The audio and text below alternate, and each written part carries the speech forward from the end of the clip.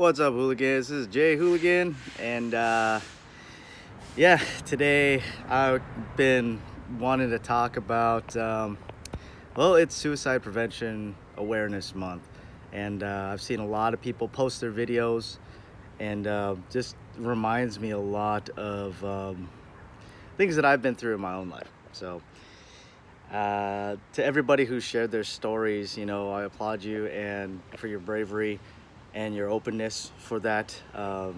Truly grateful to have you spreading the word about it as well. But as we wrap up our time and headed up on the 20th anniversary of 9/11, I've been feeling just more and more like I should do a video of my own, just to kind of share my own experiences, because I've had lots of experiences with suicidal thoughts, especially in the past.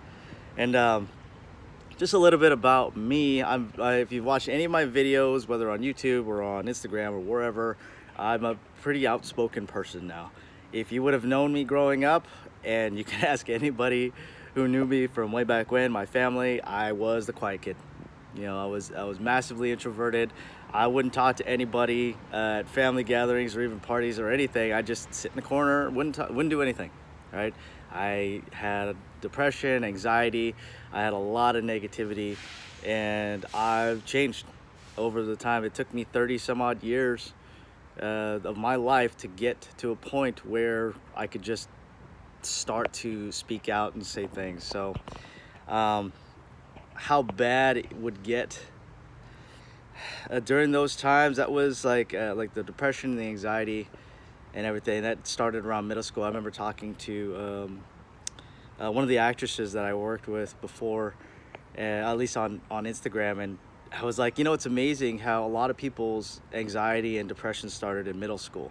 And it's about that time when you're hitting puberty, your hormones change, and then your body's starting to change and everything, but that downward spiral, it just kept getting worse. And I've mentioned it before, I wish I had them out here with me, but if you looked at all my IDs going from, say, like 7th grade into 12th grade, it's just like I went from like, or 6th grade through 12th grade, I went from like smiling to less, down, and it was just like, it looked terrible, you know. But it really hit a peak in high school, and I always felt like an outcast in high school. There were people that talked to me, I had friends out there, but most of the time I would just play basketball on my own, in the morning and during break, lunch, after school. People would play basketball with me, but that was just my thing. I would just go and escape, just to go do that. Never really dealt with any of my own demons. Never really felt like I fit in. And it got to a point where my body started to shut down. I started to get anxiety attacks. And the anxiety attacks would literally shut my body down. I would get temporary paralysis. I wouldn't be able to move. I could feel my heartbeat going erratic. I forget what the term of that is. My breathing would be just completely off rhythm. There wouldn't be any rhythm to it. Sometimes I'd stop breathing, and then I wouldn't even be able to lift my hand. And it used to freak out my wife, now my wife, but my girlfriend at the time, used to freak her out because she didn't know what to do. And didn't know anything about it, didn't know how to handle it, and I didn't either, So did go to the doctors and everything, went to the specialists, went to counselors and everything, and they all said the same thing. It's just anxiety, it's just an anxiety attack. And I'm like, how bad does that anxiety have to be to literally shut my body down where I can't even move? I'm trying to force, like I said, I was just trying, I'd just be like limp on the couch and just try to lift my hand, and I could barely move it. It'd just be like twitching on its own. That's scary, and it got to a point again where just me not dealing with everything, and a lot of that negative speak was ruling my life for so long. And for myself, from my experience and my perspective, that negative speak running rampant was what led to a lot of those suicidal thoughts, and I used to talk to a lot of people, because during that time, I'm gonna date myself, I used to get a lot onto the AOL chat rooms, and it would talk to a lot of people that were in the same position. They were feeling that anxiety, that depression, thinking about suicide, and people saying they were going to do it. And it's so strange when people that don't have that experience are like, oh, you're just looking for attention, et cetera, et cetera. And to some extent, that might be true. At the same time, there's this whole foreboding darkness that just weighs on you every damn day, every second of the day. And again, like I said, it could get so bad where it can literally shut you down, and you have no way of dealing with it, and or coming back out, or thinking that there's any way back out. So again, that's a little bit of my background, and I've spent from that time, like I said, it was probably like 20 years ago. Since that time, I feel like I've completely turned around, done a complete 180 from who I was. I hold myself accountable every day, and it's, like I said, that negative speak. I've always liked that analogy of the two wolves. You got a positive wolf and a negative wolf, and every day you're going to feed one or the other or both, and you actually get the choice. So when it really comes down to it, choice is really how you deal with it, because that negativity, that negative speak never goes away. I still get it. But the difference is now I have that choice to shut it down. I'm much more vigilant in my thoughts, but it starts with that very first step of being aware that maybe there is something that you can do, and making that choice to find how to do it. Whether that's going to seek help, whether that's going to go and find the communities that will be open enough to discuss these things. I mean, there are tons of places you can go for this, and I'm going to put down, like, especially the suicide prevention hotline number down in the comments or down in the caption. That way you guys can, if you need to and you don't know where to go, that's a step one. And if you got a step one, that means there can be a step two. If you got a step two, then there's a 3 and a 4 and a 20 and a 50 and 100, all the way until you can get to a place where you can just feel comfortable in your skin again, comfortable in your body, comfortable where you're at. Because when it comes down to that, like, all these things, whether it's the sensationalism of Instagram or YouTube or whatever, TikTok, I think is the biggest one now, right? All that stuff doesn't matter. It really just matters on your fulfillment in life, right? If you're fulfilled in life and you feel happy with where you're at, and it's not about stopping. How do people say it?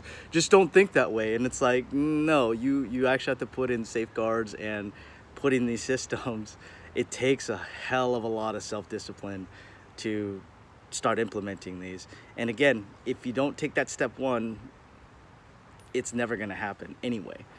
The other side of it with that, I forget what I was saying before, but the other side of that with the whole sensationalism and the whole ideology of that everyone wants that instant satisfaction now, you got to be realistic with it. It's like going to learn a new skill, and if you don't perfect that skill on day one or your first attempt, you're going to give up. That doesn't make sense. That's called a baseline. Learn your baselines. Your baseline is here. Start from there, right? Interrupting those negative thoughts is going to be massively helpful, because if you let it run rampant, it's going to wreak havoc on your psyche, and it's going to in turn wreak havoc over your body in ways you can't even understand or you don't even know yet. So start it with choice. Take 5-10 minutes out of your day every day, whether it's when you wake up and before you go to bed. Do a little meditation. Start with your breathing. Clear your mind. Some people used to say it's impossible to clear your mind, and I'm going to give you a trick. It's not impossible, and you can build to it. And I know, because I've done it, and I've been able to extend it past a minute to where I'm just not thinking about anything. Completely clear mind. That's the first step of meditation anyway, is clearing your mind and relaxing, right? Taking deep breaths and everything. So here's your tip: how to control the thoughts in your mind to just quiet down that garbage. Think of this: you ever been in the house by yourself and you think you hear something in the other room? What happens? Your mind shuts down and you listen. You listen to the silence to see if there's something else there. That is a built-in reflex for your survival. It's part of who we are. It's part of your sympathetic nervous system, and anxiety and this, in turn depression stems from your sympathetic nervous system because you're in that fight or flight mode, right?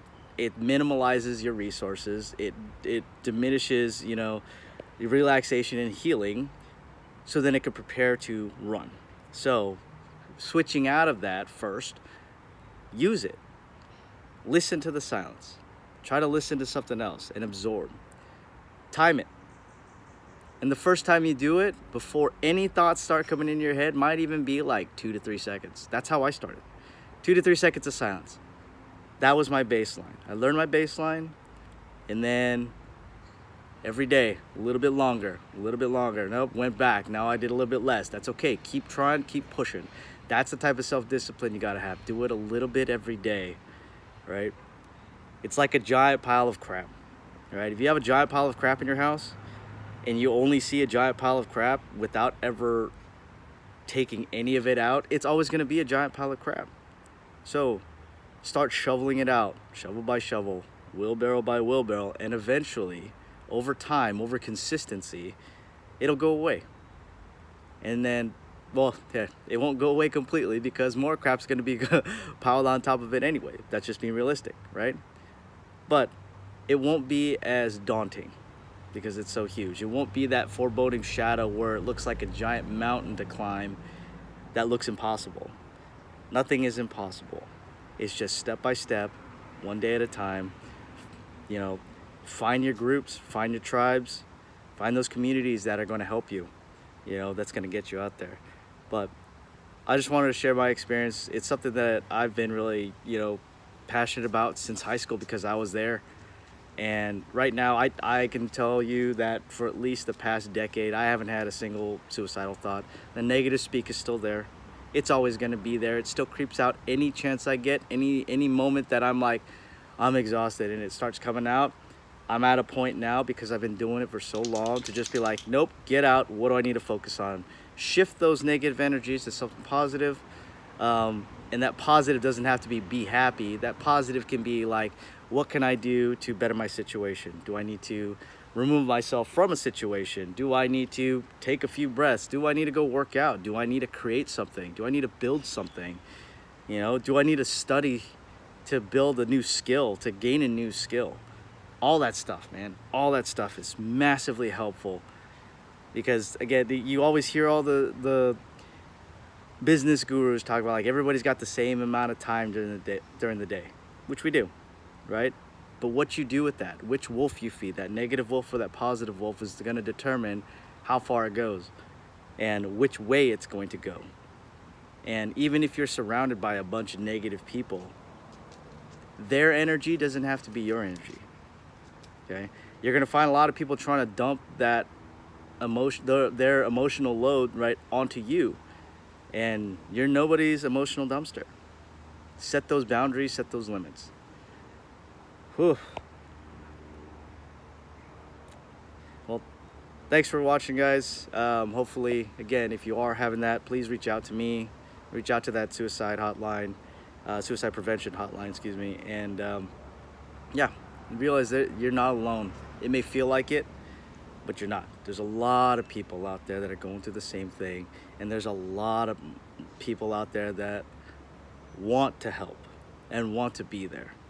All right, have a great one. And again, even though we're coming up on the 20th anniversary of 9/11, you know, do your remembrance, take your time, do your thing. All right, guys, have a good one.